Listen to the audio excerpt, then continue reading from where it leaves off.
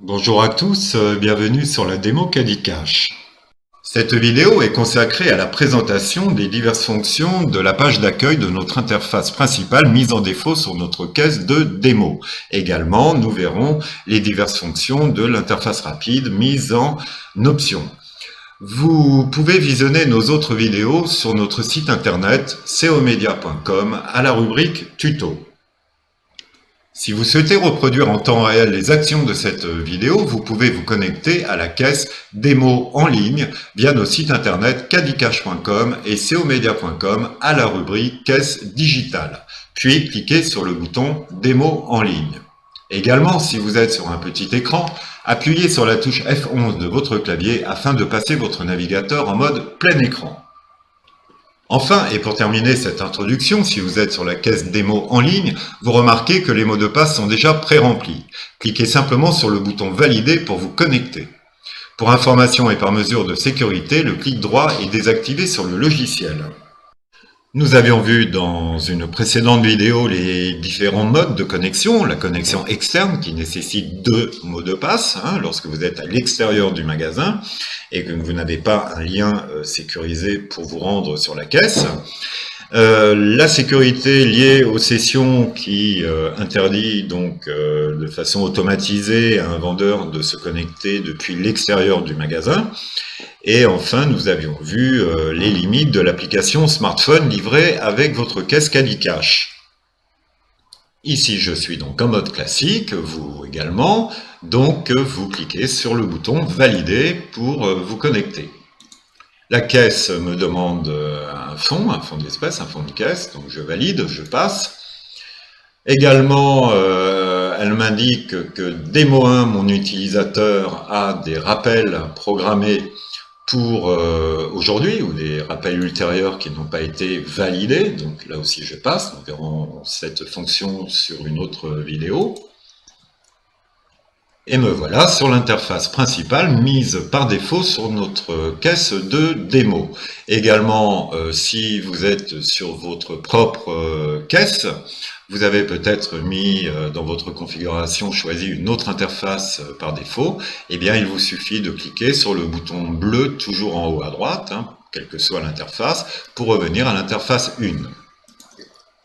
Nous allons commencer par les boutons du haut. En haut, le premier bouton à gauche est le bouton de déconnexion, nous l'avions vu dans une vidéo précédente. À côté, j'ai le bouton des notes personnelles qui sont liées à l'utilisateur connecté. Donc si vous êtes administrateur ou responsable de magasin, vous ne pourrez pas lire les post-it de vos vendeurs. Je clique dessus, la fenêtre s'ouvre, et ici j'ai mon post-it virtuel qui m'évite d'avoir tout un tas de post-it papier autour de ma caisse. Ici, je peux faire des mises en forme et ajouter autant de contenu que bon me semble. Ensuite, modification faite, je valide mon post-it, voilà, pour enregistrer les informations, et je clique à l'extérieur pour le refermer. Et comme ça, je peux le rappeler à tout moment. Ici, j'ai le bouton des rappels personnels programmés. Donc, strictement confidentiel, évidemment, à démo 1, l'utilisateur connecté, je clique dessus, j'ai mon rappel du jour, aujourd'hui je n'en ai pas, mais comme j'ai eu un rappel tout à l'heure, une alerte lorsque je me suis connecté, eh bien, vous voyez le bouton rouge en haut, là, dans le menu, ici, là, est rouge au lieu d'être bleu, eh bien, c'est tout simplement parce que j'ai un rappel antérieur qui n'a pas été fait ou validé. Donc, je clique sur le bouton rouge, ici, pour retrouver mon rappel, et je vois que j'avais effectivement le 13 février quelque chose à faire qui n'a pas été marqué. Alors je peux l'effacer puis valider et donc l'alerte disparaîtra du système, mais je peux également, et c'est préférable, le marquer comme fait et vous voyez l'alerte disparaît également. Ici elle se remet, ici elle disparaît. C'est-à-dire que lorsque je suis à aujourd'hui, eh bien je peux, en cliquant sur mes rappels antérieurs, eh bien le retrouver, comme je peux retrouver un autre rappel, vous voyez, celui du 5 janvier. Ces petites touches servent à naviguer dans ce calendrier des rappels.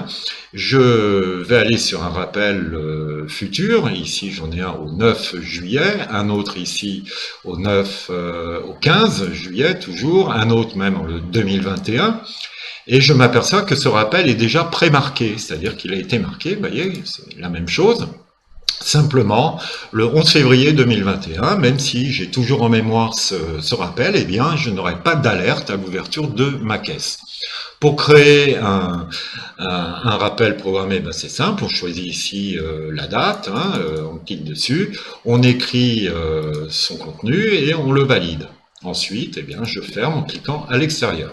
Voilà. Alors ce n'est pas très évolué comme agenda, mais c'est suffisant pour inscrire la date d'une révision d'un véhicule, d'une déclaration à l'URSSAF ou de la date où je dois facturer un client. Voilà. Tous les gens a priori qui l'utilisent en sont satisfaits. J'ai ensuite le bouton des réassorts stock. Donc, comme chacun sait qu'Adicash peut travailler sans avoir les stocks actifs, par exemple si vous faites du service ou autre, eh bien ce bouton est une liste de réassorts prête à être imprimée. Alors, j'ai ici à l'écran, pour la ligne Coca-Cola par exemple, j'ai -6. Cela signifie que j'en ai vendu 6, sans les avoir rentrés dans ma caisse. Mais je les avais bien entendu physiquement dans le magasin, sinon j'aurais pas pu les vendre. Je peux faire en sorte, en activant ici, dans mes paramétrages et dans mes stocks, donc ici je peux défaire les stocks, ici je les laisse, désactiver ici la vente hors stock. Et par conséquent, si je le faisais, là je ne le fais pas, je reviens en arrière, si je le faisais, eh bien dès que mon stock est à 0 dans la caisse, je ne peux plus le vendre. Alors si vous commencez tôt le matin et que vous n'avez pas eu le temps de rentrer vos bons de livraison de la veille, eh bien ça vous interdit de vendre le produit. Donc en activant ce petit module hors stock, eh bien ça nous permet de continuer à vendre. Bien entendu, lorsque vous allez faire vos réassorts, à l'aide soit directement dans le produit ou à l'aide de vos fournisseurs, en rentrant le bon de livraison, là je vais reprendre un bon de livraison qui est en attente, je sais pas ce que c'est, voilà, et bien lorsque je vais rentrer à nouveau mon stock, eh bien mon stock sera remis en ordre.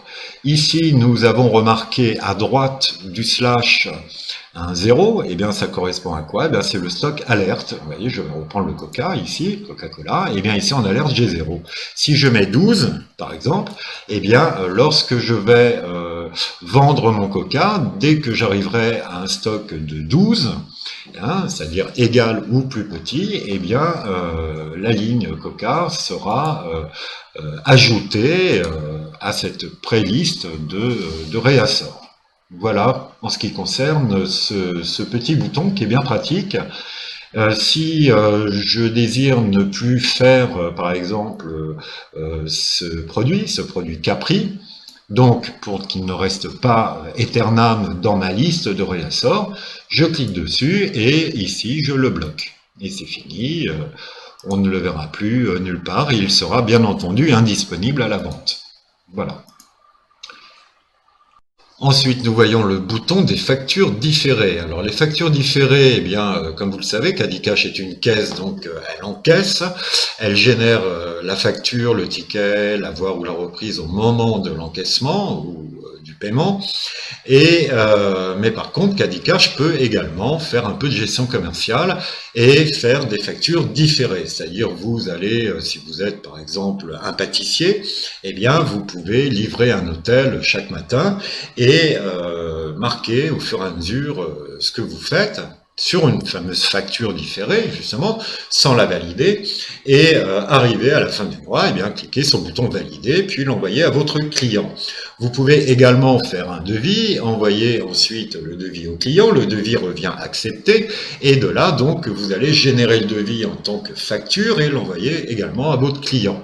Tant que le client n'a pas payé sa facture, eh bien, il restera affiché dans ce petit bouton. Alors là, il est vert, ça veut dire que je n'en ai pas. On va cliquer dessus. Ici, j'arrive, donc vous voyez, je n'ai aucun résultat, mais j'aurais pu, dans le cas contraire, les trier par numéro, etc., avec les petits outils ici. J'ai ici en bas donc les boutons facturés non soldés rouges, donc c'est ma position actuelle. Je peux aller sur mes factures différées déjà soldées, donc soldées en totalité. Hein. Si un client me paye une partie de sa facture, donc lors de mon ticket d'encaissement, je vais appeler donc le programme me signalera déjà que le client a des factures différées, j'aurai la liste, je choisirai la facture concernée, je prendrai dans sa facture concernée le règlement qu'il me donne, c'est-à-dire une partie ou la totalité, et si ce n'est qu'une partie, eh bien ici j'aurai la facture avec le solde à régler, hein, le solde à payer. Ici donc ce sont des factures vraiment soldées. Donc, je clique dessus, j'ai une opération, je l'ouvre et je vois que ça correspond à un devis qui avait été fait et ici j'ai la facture. Donc, je peux réimprimer bien entendu et effectivement cette facture a été payée en deux règlements bien distincts, carte bleue et espèce. Alors c'est le client Dumont, donc on va ici le retrouver très rapidement. Ici je vais faire DUM par exemple, voilà. Ici, il y en a deux, je compte celui-là au hasard, on va voir si c'est lui. L'autre a une carte de fidélité, je vois. Ici, je regarde, donc j'ai bien des opérations et voilà, une opération soldée, opération en cours soldée. Donc, je clique dessus, j'ouvre cette opération et je retrouve, vous voyez, ma facture. Voilà. Alors, lorsque vous rentrez le règlement, eh bien, nous allons avoir le règlement dans notre total du jour, dans notre Z, dans notre caisse. Tant qu'une facture n'est pas réglée, elle reste dans le programme, mais elle n'est pas, bien entendu, ajoutée dans nos recettes.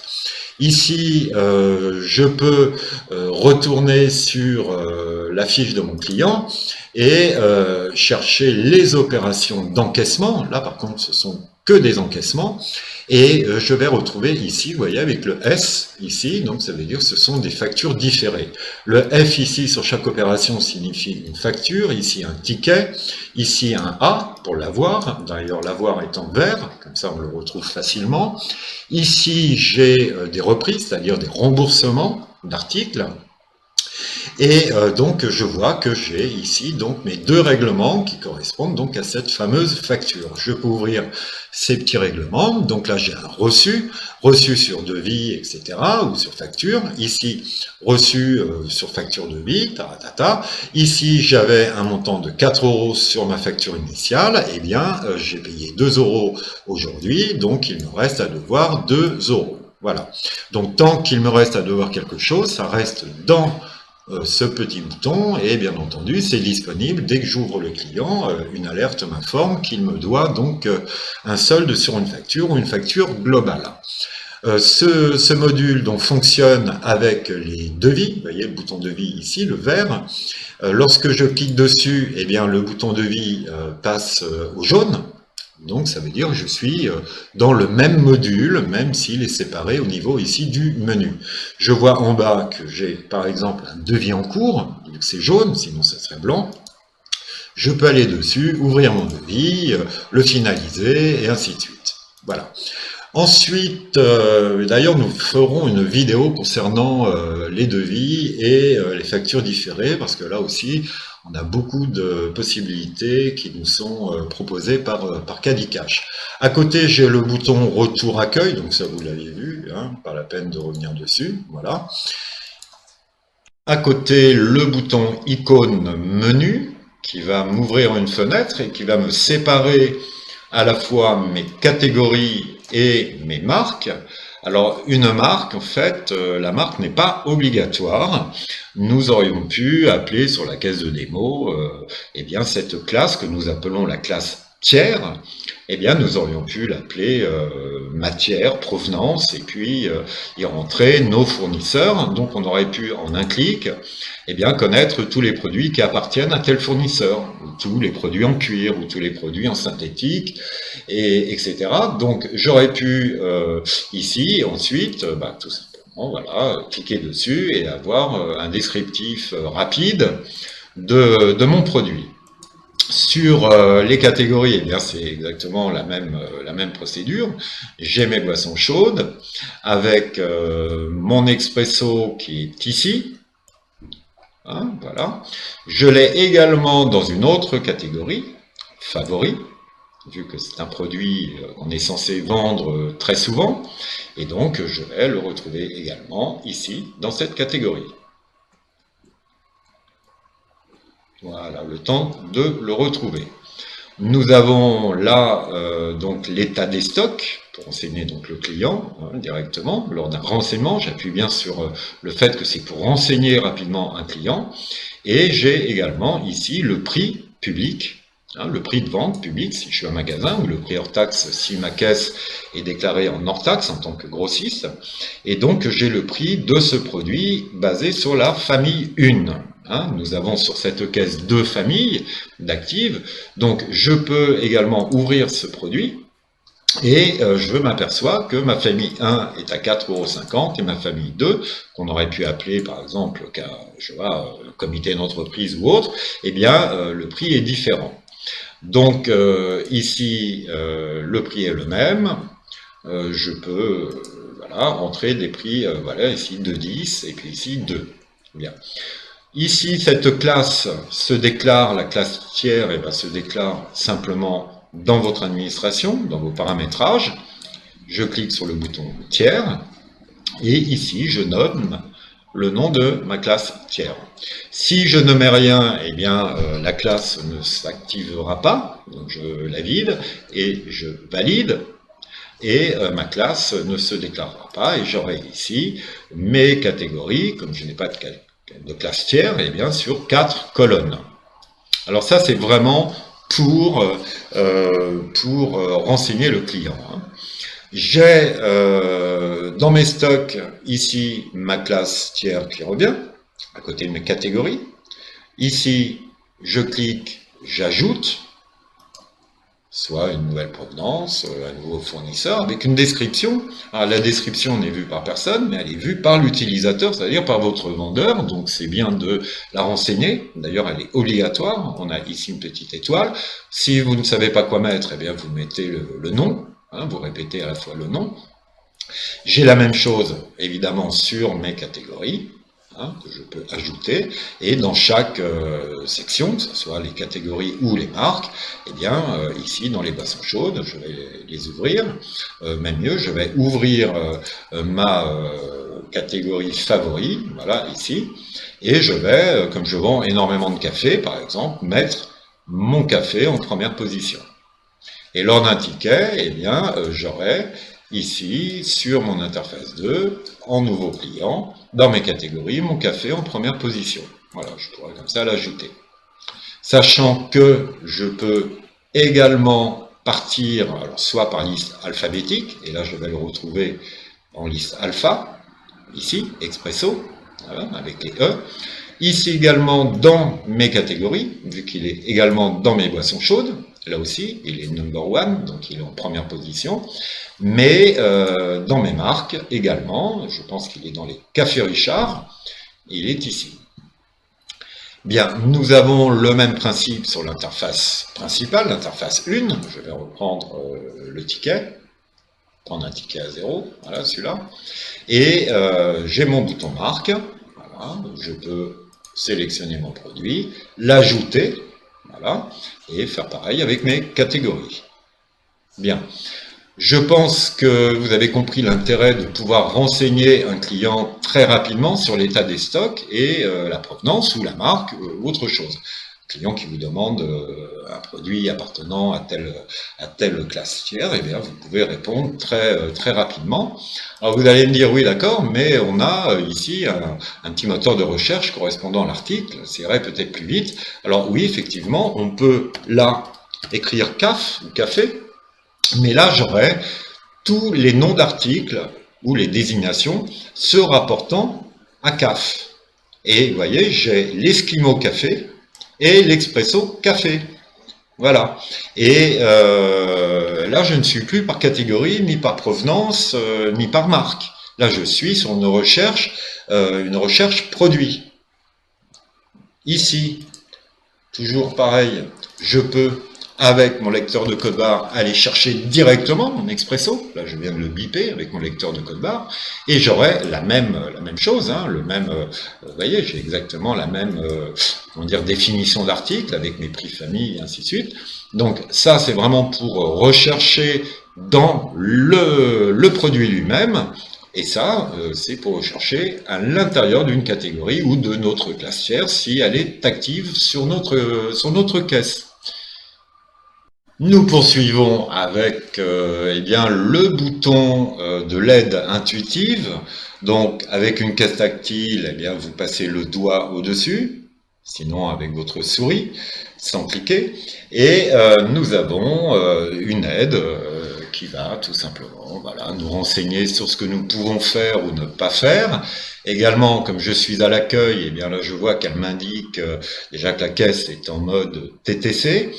Elle me précise également les couleurs liées au pavé du bas, hein, notre clavier virtuel.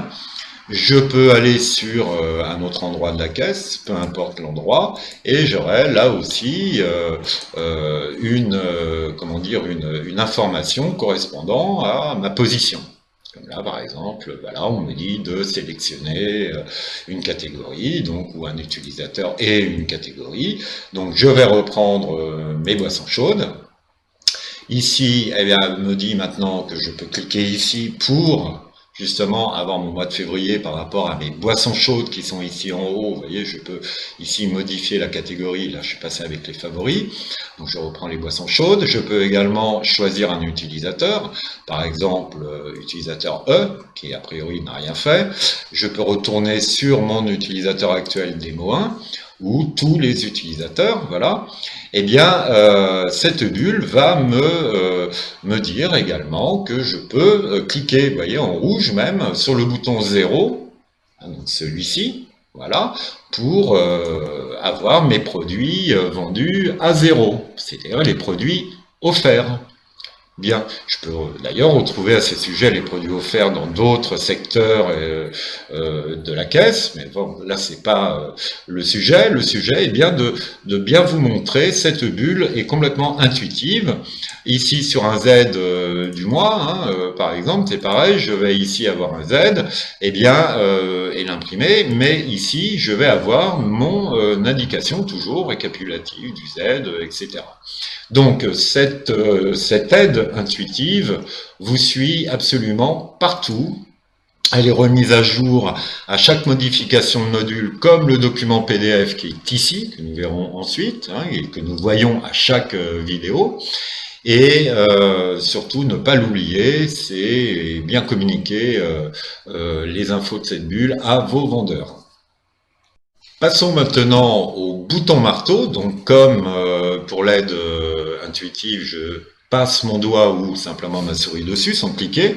Et là, j'ai toutes les informations concernant ma caisse, donc sa version de logiciel, son numéro de série et les coordonnées de l'éditeur.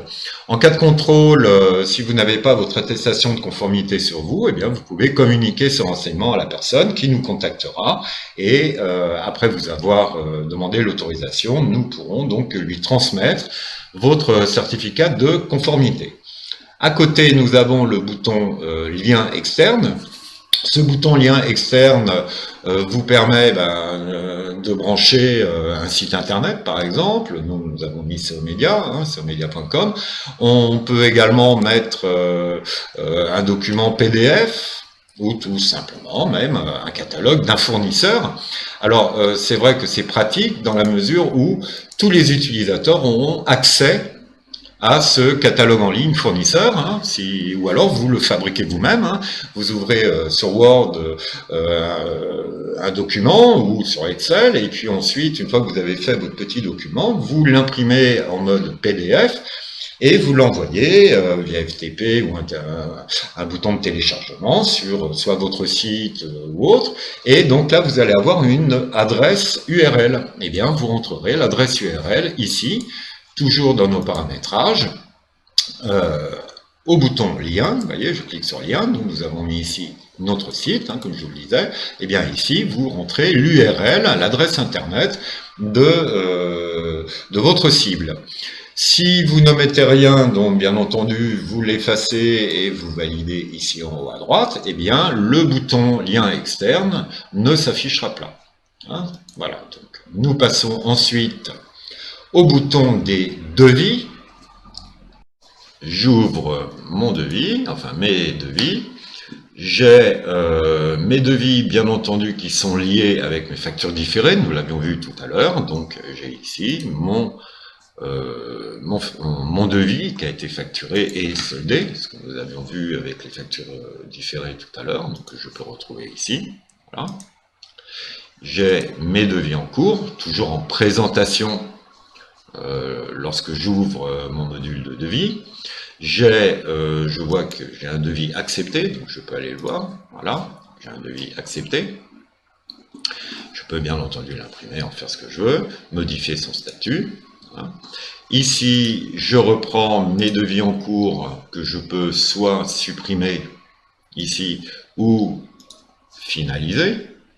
C'est exactement comme pour faire une opération, un ticket ou une facture avec une interface une. C'est le même principe. Hein. À savoir ici, avec un coup de duchette, rentrer un article, ou avec son numéro court, on va prendre le 10 par exemple. Voilà, avec mes menus de classe tiers, c'est-à-dire mes marques, ce qui nous concerne ici, et mes catégories également. Voilà. Ça, c'est vraiment comme je peux faire un ticket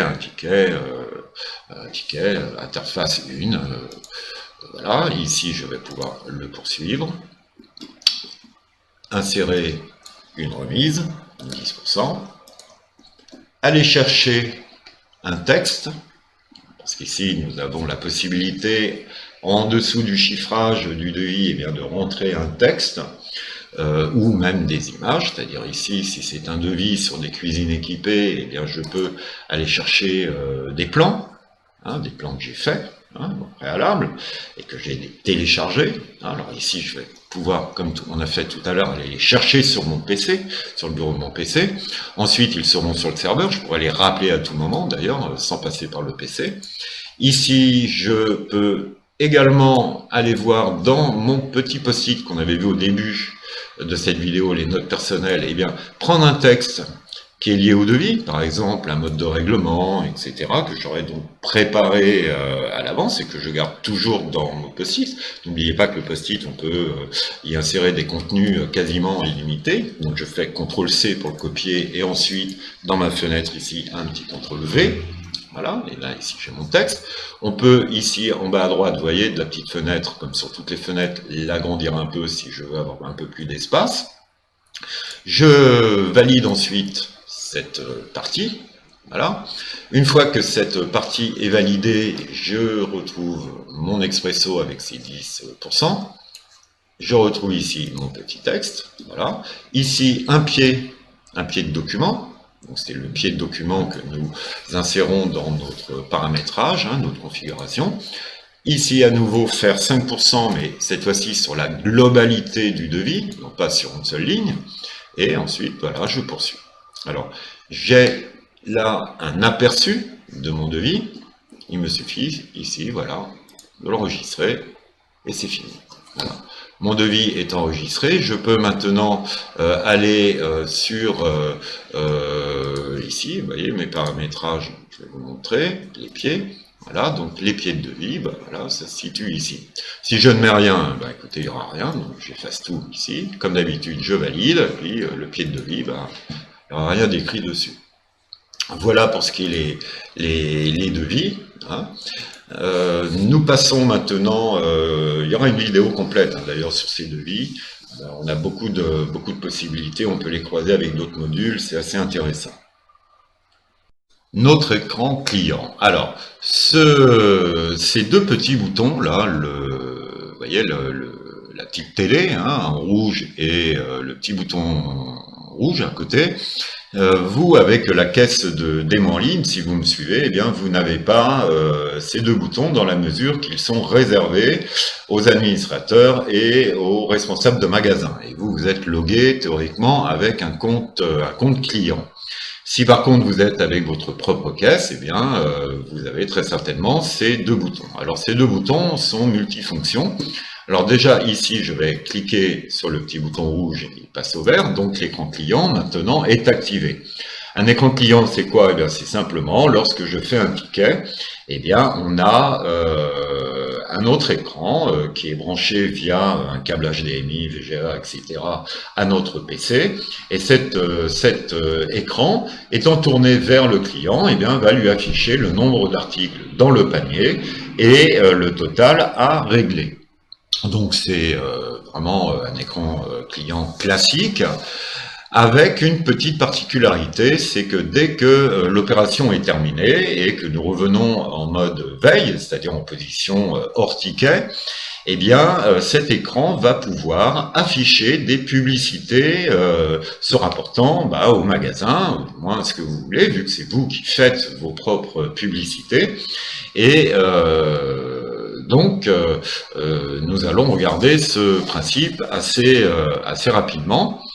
Il y aura également là aussi un tuto pour vous apprendre à créer vos propres publicités.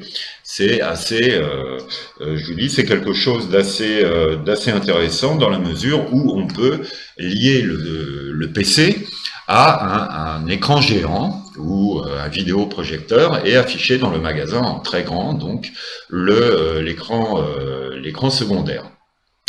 Bien entendu, si on affiche sur un grand écran dans le magasin les publicités, lorsqu'on va faire un ticket client, eh bien on va avoir le ticket client d'afficher également en grand dans le magasin. Alors là, bien sûr, c'est pas du tout convenable. Donc, on va pouvoir modifier le paramétrage. Et voilà, ici d'ailleurs, il est en rouge. Ça veut dire que j'aurai toujours les publicités avec ce PC. Par contre, si j'ai une vingtaine de caisses dans mon magasin liées toujours à ce même logiciel, eh bien, eux vont avoir le système alternatif, c'est-à-dire du ticket client avec la quantité, la somme à régler, et en mode veille, les publicités. Mais en ce qui me concerne, moi, avec ce PC, eh bien ici, comme il est rouge, j'ai toujours la publicité, même si je dois, de façon exceptionnelle, faire un ticket client, parce que toutes les caisses sont libres, et enfin sont occupées, pardon, et là je vais prendre un client. Alors, pour le passer au vert, si je n'ai pas d'écran géant et je veux l'utiliser comme un simple vendeur, un simple utilisateur, eh bien il me suffit de cliquer une fois dessus et à nouveau dessus. Et là maintenant, il est vert, donc je suis en mode alternatif. Et ici, je bloque, je clique dessus, je reclique sur le menu, et là, j'arrive avec mon second écran bloqué sur uniquement les publicités. Alors pour faire une publicité, je vous dis, on fera une vidéo, c'est simple. Je clique ici. En ce qui me concerne, ici, sur notre caisse de démo, nous avons deux publicités, mais on peut en mettre 50, 100, ce qu'on veut. Je peux ici, voilà, bloquer une publicité, si c'était une promo sur un article qui n'est plus d'actualité, le remettre en service ultérieurement, si je désire, le supprimer également. Voilà, j'annule, voilà. Ici, sur une publicité, c'est un fond d'écran, un background, donc je peux, là, avec mes textes sur image, insérer un texte sur chaque fond d'écran, parce qu'en fait, ça, c'est un fond d'écran. Voilà. Ici, la même chose pour mon image 2, hein, c'est-à-dire ma deuxième publicité. Je peux là aussi donc insérer un texte. Là, j'ai mis un texte en gris clair, on choisit les couleurs, ainsi de suite. Je peux importer un logo ou autre chose, une image avec un fond transparent, hein, c'est-à-dire en PNG, format PNG, on verra ça lors de la vidéo, qui sera placé en haut à droite, par exemple, voilà, un petit logo. Et ensuite, je clique sur modifier pour enregistrer ces modifications. Ici, je reviens à la liste, voilà, et je peux, ici, avec le bouton ajouter, d'ailleurs, ajouter un nouveau fond d'écran, c'est-à-dire créer une nouvelle publicité. J'ai un bouton sur mes textes sur image, ici, vous voyez, un petit lien hypertexte qui me permet de voir, mes publicités. D'ailleurs, on va le faire. Tiens, on va cliquer dessus. Voilà. Donc ça, c'est l'écran pub, bien sûr, en démo. Donc le texte, bienvenue sur l'écran client, qu'on retrouve ici en haut, eh bien, est modifiable dans nos paramètres. Le second texte qui défile également dans nos paramètres, donc ça, ce sont des textes fixes, je dirais, qui vont être, ces deux textes vont être diffusés avec toutes les publicités donc qui s'affichent, là vous les voyez, avec le texte dessus, le texte que nous avons rentré sur l'image. On peut, comme sur tous les modules de Cadicache, eh bien, classer l'ordre de nos pubs, et ainsi de suite. Les textes écran client, nous avons vu en bas à droite, à des toujours paramétrages, et ici, nous cliquons sur le bouton écran. J'ai mon texte, alors ici je peux désactiver le module carrément, si je n'ai aucun second écran sur mes PC, si je ne veux pas d'écran client. D'ailleurs, cette fonction est obligatoire en Allemagne et ne l'est pas en France pour le moment. Mais si un jour ça le devient, eh bien bon, il vous faudra un second écran. Ici, j'ai mon premier texte, bienvenue sur l'écran client, et le second, celui qui défile. Alors, il défile à partir de 60 caractères. Moins de 60 caractères, c'est-à-dire, eh bien, il restera fixe et centré sur l'écran. Voilà pour cet écran client. Je vais ici déconnecter, parce que si vous êtes en même temps que moi sur la démo, eh bien vous allez avoir une fenêtre, dès que vous allez ouvrir un ticket client pour vous amuser, eh bien vous allez avoir un second écran qui va apparaître, et qu'il faudra donc envoyer sur l'écran secondaire, et si vous n'avez qu'un seul écran, ben, vous n'allez pas pouvoir le faire. Donc voilà, là je le déconnecte.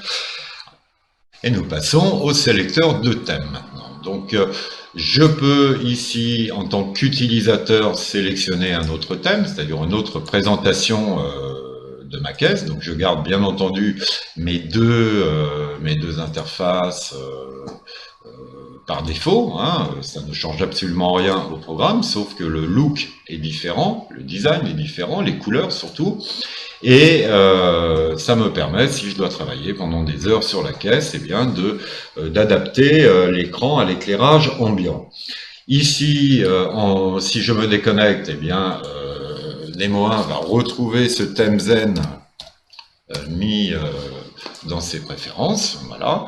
Je repasse d'ailleurs avec le gloss, c'est beaucoup plus lisible pour une vidéo. Et vous pouvez aussi, en gardant un thème spécifique pour vous, eh bien repérer au loin qu'un poste, qu'une caisse est connectée avec votre mot de passe, et donc vous pouvez y aller, fermer votre connexion pour éviter que quelqu'un aille dans des secteurs non autorisés de la caisse. Bien. Nous allons faire une vidéo concernant les astuces de Cadicache, parce que Cadicache est un peu comme un jeu vidéo. On a tout un tas d'astuces possibles, et par exemple, pour fabriquer un catalogue en ligne, le catalogue en ligne avec des liens hypertextes qui repartent sur d'autres catalogues, ainsi de suite, et mettre tout ça sur un cloud, c'est-à-dire sur la caisse, parce que la caisse, vous avez un espace cloud dessus, et ensuite, ce document PDF, c'est-à-dire ce catalogue en ligne, le vôtre, sera joignable depuis ce bouton de lien externe, le bouton que nous avions vu tout à l'heure. Donc ça, nous le verrons dans une vidéo consacrée aux astuces. Nous retrouvons à droite des informations concernant donc la date et l'heure, et surtout, nous avons ici deux caractères insignifiants qui nous indique que la caisse de démo, celle-ci, est une C1, c'est-à-dire la caisse maîtresse d'un réseau. Si vous n'avez qu'un seul magasin, eh bien vous avez malgré tout un réseau d'installer automatiquement. Ça veut dire que si demain vous achetez un nouvel établissement, eh bien vous allez vous prendre une seconde caisse qui va être mariée à C1. Et donc, dès que vous allez faire une opération d'ajout d'articles ou ajouter une catégorie ou une marque, eh bien, la caisse C2, C3, C4, les caisses liées, si vous voulez, seront mises à jour automatiquement en temps réel. Donc, on peut sur C1 ou sur C2, C3, C4 avoir ici, donc, lié à ce logiciel 20, 30, 50 postes, c'est-à-dire 50 caissières. hein, si vous avez la chance d'avoir un très gros magasin, mais vous pouvez également, donc avec C1, lier tout un tas d'autres magasins distants à Lyon, Toulouse, Bordeaux, et également à Madrid, dans la mesure où nous avons toujours la possibilité sur chaque magasin d'adapter les taux de TVA. Pour en terminer avec ce réseau, d'ailleurs, vous pouvez lire notre document PDF ici, hein, qui vous explique en détail ce système de réseau, mais nous avons également des vidéos le concernant. Eh bien, le fichier client appartient donc et n'est pas partagé entre les caisses, c'est-à-dire que chaque magasin peut conserver son propre fichier client. Alors, si c'est le cas, il vous suffit ensuite d'aller dans l'administration. Nous, en ce qui nous concerne, là, c'est pas le cas. Ici, nous avons un bouton et nous pouvons synchroniser sur l'emailing, c'est-à-dire le programme d'emailing qui vous est livré gratuitement avec Cadicash, eh bien, synchroniser vos adresses clients et par ce fait, depuis la caisse C1, eh bien, envoyer vos 10 000 ou 20 000 courriels à vos clients. Alors, nous ferons là aussi une vidéo concernant l'emailing, comment faire un très bel emailing avec une présentation, des images incorporées, ainsi de suite, et comment programmer une date de départ. Mais ça, nous le verrons sur une prochaine vidéo. Toujours est-il, ce C1 donc, est très important. Hein, il vous permet, si vous êtes en franchise, hein, si vous avez des magasins franchisés, eh bien, d'envoyer à chaque modification d'article et de catégorie, d'envoyer l'information sur l'ensemble du réseau. Le prix de vente par magasin est institué par C1 et après, bien entendu, il est modifiable dans chaque magasin. L'application smartphone qui vous est donnée gratuitement avec Cadicash, lorsque vous avez plusieurs magasins, eh bien, avec cette application smartphone, en temps réel, vous êtes au restaurant, eh bien, vous allez pouvoir voir le chiffre d'affaires global du réseau et également caisse par caisse, et même ouvrir chaque information de chaque caissier. Voilà. Donc, ça, c'est pour les magasins distants. Avec la caisse C1, nous pouvons également, tout comme un magasin distant, eh bien, synchroniser un site e-commerce, c'est-à-dire une boutique en ligne. Et bien là, toujours pareil, création d'articles, catégorie ou marque, eh bien ça sera immédiatement répercuté sur le site. Donc si vous avez 10 ou 12 000 produits, ben, vous voyez, c'est quand même plus pratique que de recopier à chaque fois vos produits. Ensuite, il vous suffira simplement de valider le prix sur le site ou de le modifier, si vous voulez vendre moins cher, par exemple, sur votre site internet. Et on aura également la possibilité de synchroniser le stock. Alors, dans les magasins distants, le stock est complètement différent, c'est-à-dire que C1, par exemple, si les fournisseurs sont activés, eh bien, pourra rentrer des bons de livraison, répartir les stocks sur l'ensemble des magasins. Si c'est C1, le magasin principal, qui alimente tous ces magasins. Maintenant, si les magasins sont indépendants au niveau des stocks, eh bien, on laissera les stocks indépendants sur les magasins. Eh bien, il en est de même pour le site e-commerce. Je pourrais donc synchroniser les stocks. Simplement avec le site internet, eh bien, lorsque je vendrai un pantalon sur internet, il sera décompté dans mon stock de ma caisse C1 et vice-versa. Ce qui fait que en cas de rupture de stock, eh bien, ça évite de proposer à un client sur Internet, un internaute, de lui proposer un client, un produit, pardon, qui n'est plus disponible. Et vice-versa, s'il est vendu sur Internet, eh bien, ça nous indiquera au moment de la vente au magasin, bah, attention, il vient d'être vendu sur Internet, et si notre sous-stock n'est pas activé, eh bien, carrément, il nous interdira de le vendre. Donc nous avons vu pour l'interface 1 les petits boutons du haut. Pour l'interface 2, et ceux qui l'utilisent, eh bien écoutez, nous avons à peu près les mêmes fonctions. Ici, donc, nouveau ticket, où je reprends un ticket qui était ici existant. Je choisis mes produits. Je peux les avoir ici par position. Donc, le P est allumé, c'est-à-dire c'est la position de ma catégorie favori dans laquelle j'ai rangé mes produits. Ici, je peux les retrouver en alpha. Donc là, c'est par liste alphabétique. Il en est de même pour mes catégories, vous voyez, donc ici je vais avoir ma catégorie, non pas ma catégorie favori. Donc ici le T est multicatégorie, tout comme l'Expresso. Idem pour les marques. Voilà. Une fois que mon ticket est fait, bon, ben, tout simplement, je fais donc mes paiements et j'enregistre mon ticket. Également, je peux sur cet accueil aller voir mes tickets du jour. Voilà, donc ici je peux les rééditer et les imprimer.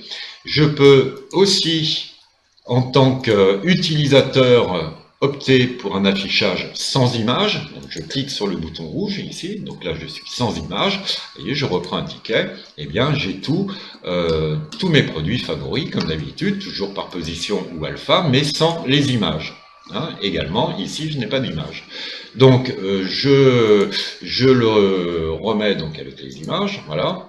Ici, alors ça c'est vraiment l'utilisateur, c'est son choix. Hein, vous avez activé dans les paramètres la fonction image et maintenant lui a la il a la liberté de l'activer ou pas. Toujours sur la fenêtre d'accueil, donc ici nous recherchons un client, hein, comme sur l'interface 1, mais je peux aussi donc faire une déconnexion, reconnexion rapide, donc c'est-à-dire permuter démo 1 qui est connecté avec par exemple démo D. Donc j'écrirai slash et son mot de passe et je valide. Voilà, alors ça nous l'avions vu sur la vidéo des connexions externes et classiques. Donc ici je suis bien, voyez en haut, avec démo D et je peux dans la fenêtre de gauche ici ou droite, peu importe, revenir avec démo 1. Alors comme démo 1 a quitté, j'aurais pu également d'ailleurs mettre un coup de douchette et avec le lecteur de code barre directement me reloguer. Hein. Ça c'est, regardez bien notre vidéo pour bien comprendre comment permuter un utilisateur très rapidement. Donc ici je retourne avec démo 1 et comme démo 1 a quitté le programme en étant sur l'interface 2, eh bien il reprendra automatiquement sa position sur l'interface 2. Voilà, donc ça permet de faire des échanges d'utilisateurs en plein service sans pour autant perdre le fil de ces commandes. Avant de vous quitter, un petit rappel sur le document PDF. Donc, je clique sur ce lien hypertexte, je choisis ma version, et là, je peux, sur 100 à 200 pages suivant la version, retrouver la section donc, qui m'intéresse et avoir des explications. Vous voyez, comme là, ici, le menu supérieur de l'interface 1. Hein, qui est expliqué là maintenant, non pas en vidéo, mais en texte. N'imprimez pas ce document, entre 100 et 200 pages, c'est quand même beaucoup à imprimer, et surtout le PDF, la notice est remise à jour très régulièrement, donc votre document papier serait très vite obsolète. Eh bien écoutez, je vous remercie de m'avoir suivi sur cette vidéo, et rendez-vous à une prochaine démo avec Cadicash.